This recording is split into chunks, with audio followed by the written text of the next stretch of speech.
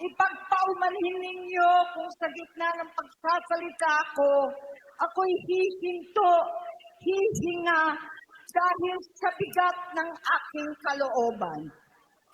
Pero hindi yan ang dapat kong ihingin ng paumanhin. Hindi yan ang kasalanan ko sa bayan na dapat ihingi ko ng tawad. Narito po ako dahil sa tawag ng Iglesia ni Cristo para sa transparency, accountability, at hustisya. At dahil sa tawag ng sarili kong konsensya, bilang senador, bilang kapatid, bilang Pilipino. Bata pa lamang kami ni Bongbong. Alam na ng buong pamilya ang problema sa kanya.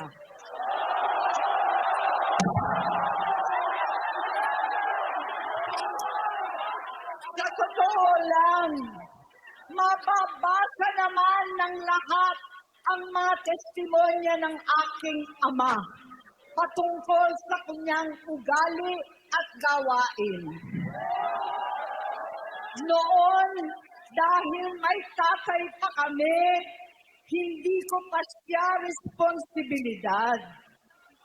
Noong tumatanda, ay mas naging nakakabahala. Batid ko na nagda-drug siya.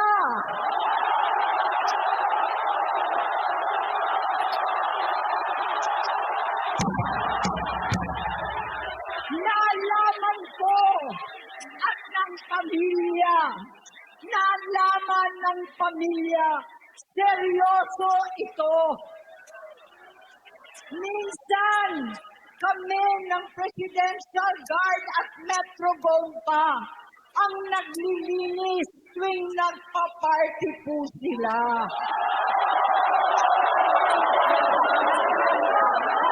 Namuhay kaming magkakapatid sa ibang bansa. Kami-kami lang. Kinumbinsi ko pa si Bongbong. Pakasalan mo na si Lisa. Naisip ko noon, kapag nag-asawa siya, malalagay na sa tahimik at magkakaroon ng direksyon. Ang laki ng pagkakamali ko.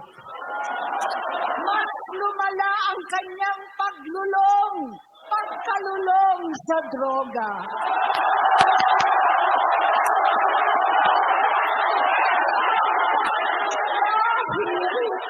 Parehas pala siyang mag-asawa.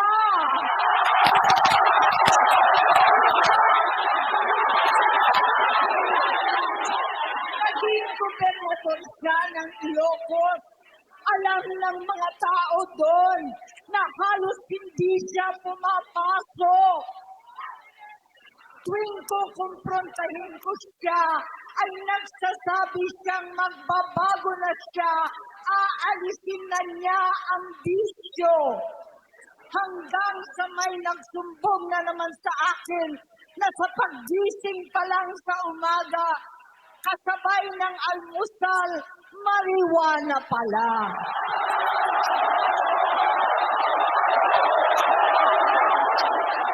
Maghapon sila.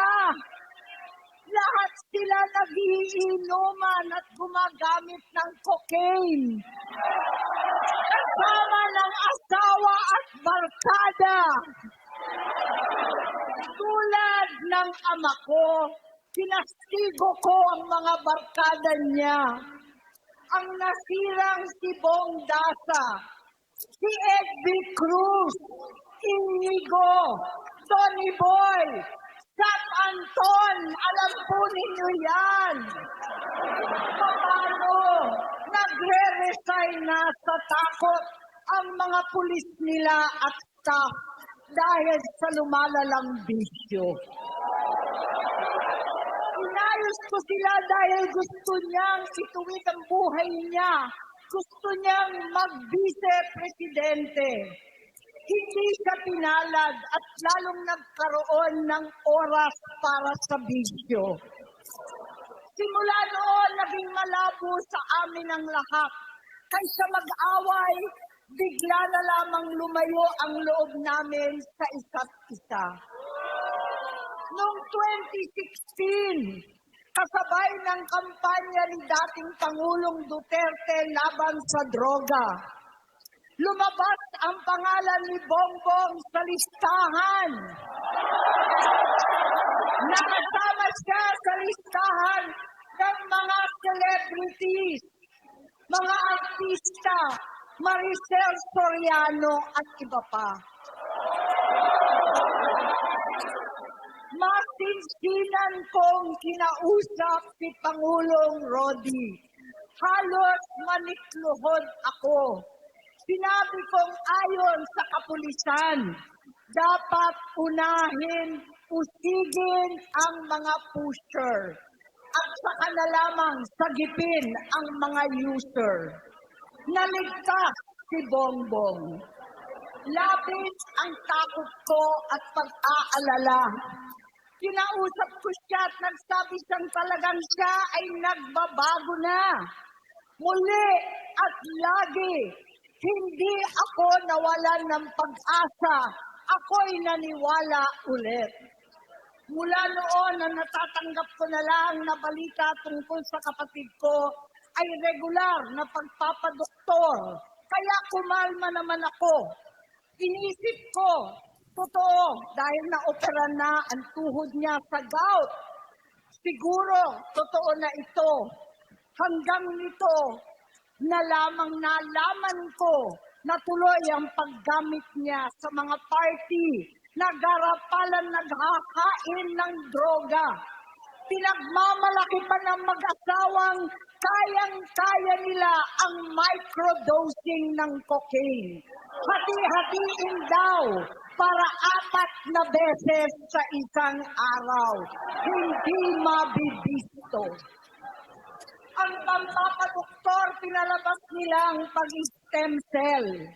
Nagpapalit daw ng dugo, nagpapa-blood transfusion. Kayang-kaya raw, hindi ko maintindihan ang pinagsasabi. Noong 2021, kahit papano, nagkikita kami at nagkakausap.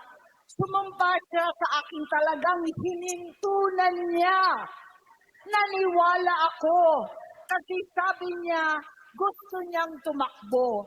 Ang sabi ko, tutulong ako sa abot ng aking makakaya.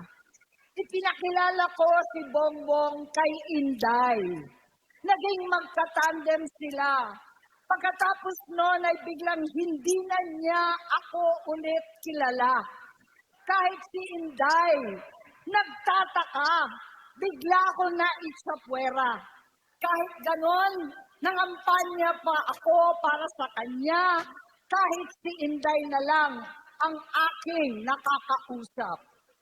Hindi ko alam bakit ako nakaban sa headquarters nila sa Mandaluyong. Hindi ko alam bakit walang nagre-report sa akin tungkol sa kampanya. Sa totoo lang, masakit mang aminin, nung dinidisqualify na siya, halos papaboran ko na sana dahil may nagsumbong sa akin mula sa kanyang campaign team na gumagamit na naman siya. Nung sinabihan ko, siya at mga taong nasa paligid niya, nagkaisa silang tuluyan akong alisin sa kampanya na ako naman ang bumuo. Sinabi nilang gusto ko na siya ay ma-disqualify para ako ang pumalit. Hindi totoo yun. Iniisip ko ang kalagayan ng aking kapatid at paano siya magsisilbi kung ganyan ang kalagayan niya. Pero pinaparating sa akin na hindi siya lulong at minsan na lamang tuwing nagpa-party. Hindi ko maipaliwanag bakit gusto kong maniwala at hindi mawalan ng pag-asa. Noong nanalo siya, naging pinakamalayo na kami sa isa't isa. Maliban sa opisyal na tagpuan at kapag pumupunta yung nanay namin, hindi ako sumama sa loob ng 3 taon dyan sa Malacanang. Dahil lantara na doon ang inuman, ang paggamit nila ng cocaine at mga bawal na gamot. Hindi ba ninyo nakikita, naririnig? Kakaiba na siya magsalita. Hindi na maintindihan kung ano-ano na ang sinasabi at wala na sa sarili. Nagtatago sa kabaitan niya ang pang-aabuso niya sa droga. At nagbunga na ito ng mga nakakapinsalang maling desisyon. Hinayaan niyang kumilos ang mga nakapalibot sa kanya. Yung mga umaastang presidente habang nilululong siya ng mga ito. Hindi na kami nagkausap. Sa harap ng publiko, pinipilit kong magmukha kaming maayos. Pero wala na kaming koneksyon. Hindi ko hinihiling na maunawaan ninyo ako, lahat kayo. Sa palagay ko, ang makakaunawa lamang sa akin ay ang mga pamilyang may pinagdaanan sa adiksyon, sa inom, sa sugal, sa alak, sa bisyo, higit sa lahat, sa droga. Pagka hindi ko siya nakakasama, buong aking loob na ipasok sa institusyon. Ipagamot, iparehab ko na yan. Pero tuwing maghaharap kami noon, hindi kaya ng aking kalooban na gawin yon. Tuwing magsasabi siya sa akin na magbabago na siya, hindi ko siya kayang tiisin. Hindi ko kayang ipagkait sa kanyang pagkakataon at pagbabakasakali, umaasa ako at laging nananalangin na sana, oo nga, nagbago na siya.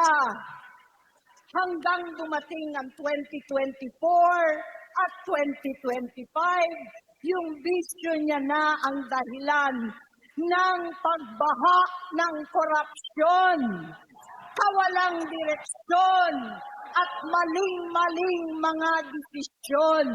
Walang accountability, wala ng hustisya.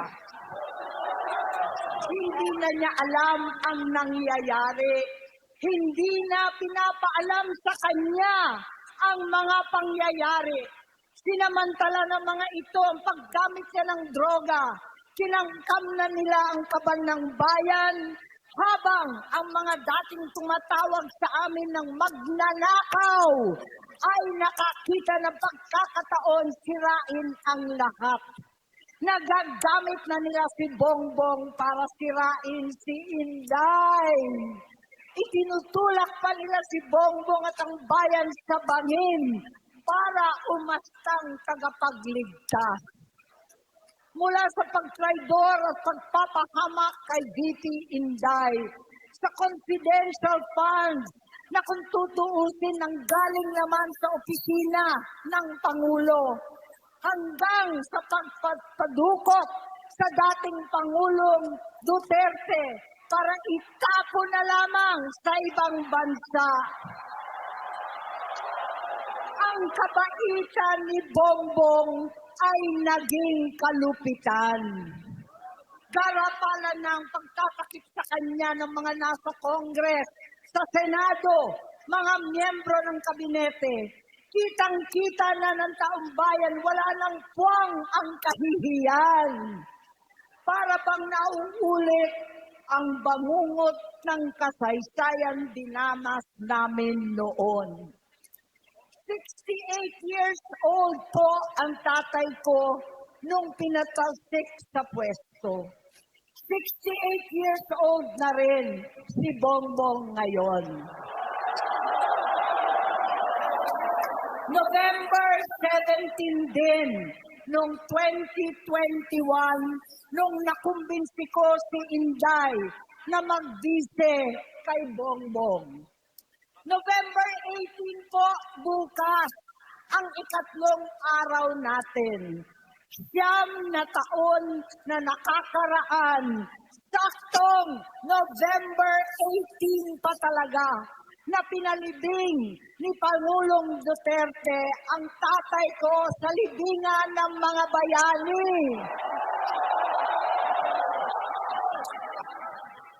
Halo-halo na ang aking nararamdaman, pero alam kong ito ang dulo at hangganan ng aking pagtitiis at pananahimik. Hindi na tayo mananahimik! Dahil nalaman kong pati ang mga anak niya ay nagdodroga na. Kinasusuklaman ko pa ang pag-alok ng mag-inang si Sandro ng droga ang aking mga anak at iba pang mga kamag-anak. Yan ang hindi ko na mapapalampas.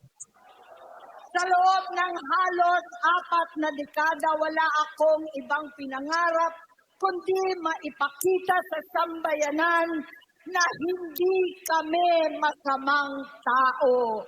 Hindi masama ang pamilya Marcos. Gusto kong ibangon ang dangal ng aking ama.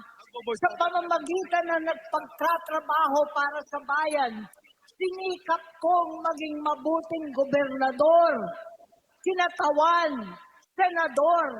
Hindi ako halos nagpapahinga para makapag-iwan sana ng legasiya na kapag sinabing Marcos, nabawi na namin ang tingin sa nakaraan. Ngunit sa kagustuhan kong maging responsableng anak, matupad ang pangako ko sa aking ama. Nabigo akong maging mabuting kapatid. Naging mahina ako kay Bongbong. Sa kapulisan at sundalo, sa lahat ng mga leader at tagapagpatupad ng batas, siya ang Pangulo natin ngayon. Sinabi ko kung anong kalagayan niya ngayon. Tulungan niyo akong mapabuti ang kanyang kalagayan. Tulungan niyo akong matulungan siya. Hindi niya ako kalaban. Ang kalaban niya ay ang sarili niya. At nadadamay ang bansa sa laban na yan. Bilang senador at lingkod bayan, batid ko ang mga problema at gaya ng bayan, alam ko rin ano ang solusyon. Sa pagkakawatak-watak, patuloy na pamumulitika, pagnanasa sa kapangyarihan ng mga talunan naman, kaguluhan sa Mindanao, alanganing gyera sa China at Estados Unidos, kawalang pananagutan sa flood control scam, darapalang takipan, panggigipit sa hindi kaalyado, pagkakanulo sa kapwa Pilipino, pagdakip sa dating Pangulong matanda't may sakit upang ihagis lamang sa bansang dayuhan, pagsadsad ng piso, paglaganap ng gutom, paghihingalo ng ekonomiya, at pagsasawalang bahala sa taong bayan. Ang delubyo at kalamidad na nagdudulot ng parusa, ang korupsyon na nauwi sa kawalan ng tiwala at hustisya sa Pilipinas, sa kanyang pamahalaan, lahat ng yan ay masusolusyonan kung ikaw, aking kapatid, magsaayos ng iyong sariling kalusugan. Kapag humupa ang ingay sa politika, kapag umuwi na kami sa aming pamilya, hindi bilang senador, kundi bilang ate, bilang si Manang Aimee ni Bonget. Kaya itong sasabihin sa harap ng taong bayan, sa harap ninyong lahat at sa harap ni Bongbong. Bonget, magtatatlong taon na tayong hindi nagkakausap. 3 taon ko nang sinusubukan muli na ako'y pakinggan. Siguro ngayon ay makakarating ng buo ang gusto kong sabihin. Walang mababawasan, hindi madadagdagan. Bongbong, nag-aalala sa'yo si Manang. Tuwing nakikita kita sa TV, gusto kitang puntahan. Napakalaki ng pinagbago mo. Itsura, pagsasalita, takbo ng pag-isip. Minsan, napapatanong ako sa sarili ko, ikaw pa ba yan? Si Bongbong ba talaga yung nakikita ko? Pero ako, ading ko, ako pa rin ito. Ako pa rin ang ate mo na tumayong ama't ina sa inyo sa ibang bansa. Ang kasama no sa sumubok na sanglain lahat ng sakit para sa iyo. Ang kapatid mo na hindi mo kailangan hingan ng tawad dahil agad ka nang iniintindi at tatanggapin dahil mahal kita. Nasa Bagong Tipan, kay Lucas, Kapitulo 17, versikulo 3 hanggang 4. Kung magkasala ang iyong kapatid, sawayin mo siya. At kung siya'y magsisi, patawarin mo siya.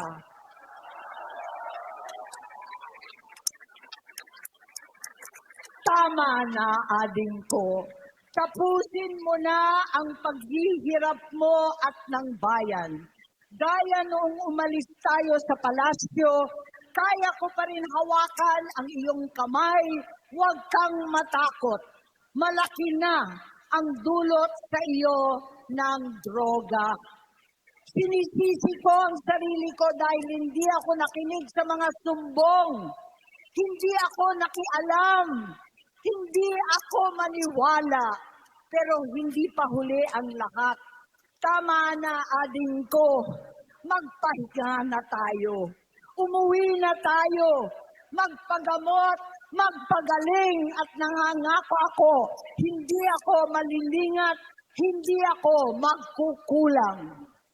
Lahat ng kasama mo ngayon, hindi natin kasama sa pinakamadilim na bahagi ng buhay natin. Kasama mo sila ngayon dahil nasa taas ka pa. Ako at ang ating mga tunay na kapatid dito sa Luneta ang kasama mo kahit magdilim ulit ang lahat. Talikuran mo ang iniisip at ibinubulong nilang ambisyon. Unahin na natin ang kalusugan mo dahil sa adiksyon na bigyan mo ng malubhang karamdaman ang buong bansang Pilipino. Matatanda na tayo. Sakitan na si Mami. Alagaan na lang natin ang isa't isa. Kaliwat kanan man ang panghuhusga sa akin, malinaw sa aking puso na dapat mauna ang Diyos, ang bayan, pamilya at sarili. Hanggang sa mga oras na ito, Bonget, gusto kong malaman mo na hindi kita sinusukuan. Hindi ko kakayanin kung mapapahamak ka. Kaya hinihingi ko na tayo'y umuwi na, mamahinga, alang sa iyong kalusugan. Kaya kung mabigo at mawala sa iyo ang posisyon, pero hindi ko kayang mawala ka sa amin. Ayusin mo ang sarili mo. Magpagamot. Alisin ang droga sa iyong sistema. Wala akong ibang gusto kundi gumaling ka, malampasan natin ito muli. Dahil wala akong ibang hinahangad bilang ate, kundi maging masaya ka, maging ligtas sa panganib, malusog, matagumpay sa buhay. Itama ang mali, labanan ang adiksyon, at ako hindi kailanman aalis sa iyong tabi. Susuporta at hindi titigil manalangin kasama ninyo dito sa Luneta at sa buong mundo. Dahil iyon naman ang tungkulin at ibig sabihin ng salitang kapatid, kapatid, mabuhay kayong magkakapatid. Maraming salamat po, Senator Amy Marcos.